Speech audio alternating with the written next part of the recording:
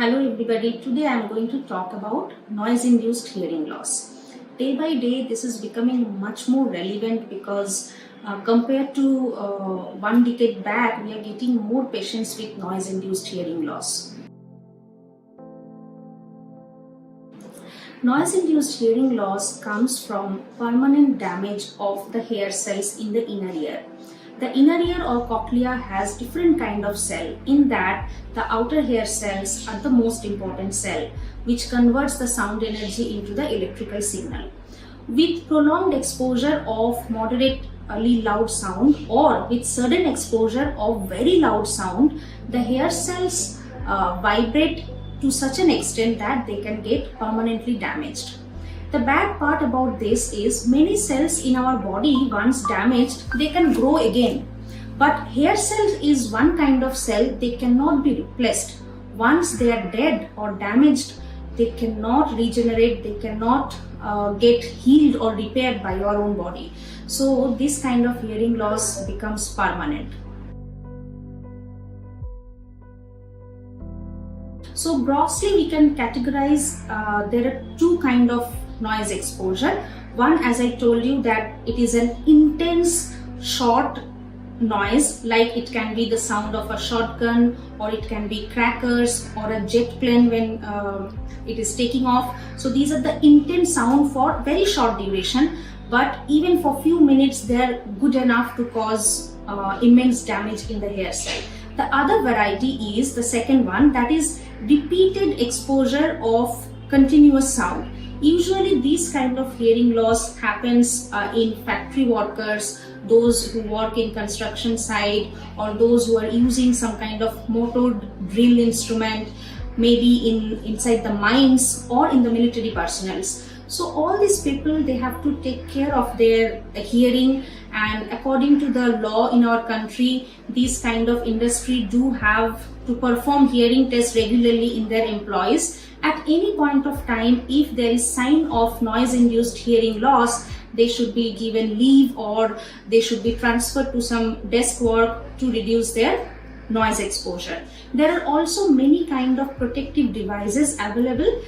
You can ask your audiologist or ENT doctor about that, like disposable foam earplug, like ear muffs. So these kind of devices can reduce the sound 15 to 30 decibel. They can give sound protection so that you don't end up with the hearing loss. So the initial phase, you may not find gross problem in daily conversation, but you may feel difficulty to hear the sounds which are in the high frequency range, like the letter S, F, SH, TH. So the sounds F, for, sh, th, you can miss these kind of phonetic sounds.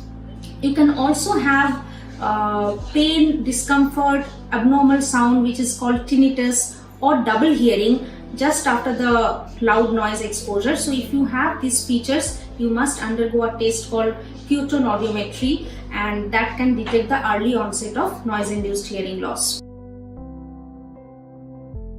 In our daily life, I will give example of few things, like a road with heavy traffic. So it generates about 80 to 85 decibel sound. So you can imagine if somebody is exposed to this kind of sound for the whole day, they're moving, maybe a cab driver or maybe somebody who travels a lot, there is a chance of noise-induced hearing loss. So whenever you are exposed to loud traffic noise, please put your window glasses up. Other sounds which exceeds the sound, the red mark is 80 decibel. 80 to 85 decibel is okay for the ear. More than that is not okay. So the other sounds are like live rock concert, ambulance siren, power drill, even a hair dryer also makes quite a big sound. A vacuum cleaner also causes quite a big sound. So somebody who is a hairdresser and using a hair dryer all throughout the day, he or she is exposing the ear with the loud noise, which down the lane after 10 years can cause noise-induced hearing loss.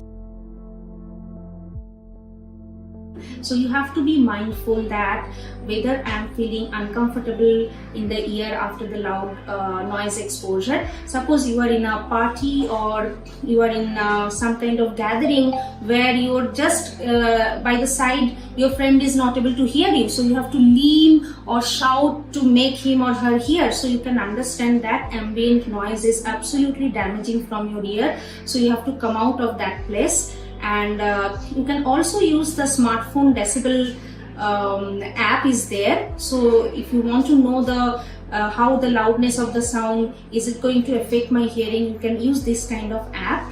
And last but not the least, nowadays I am seeing a lot of people are like the gadget freak, and they're using their earphones or headphones for hours together.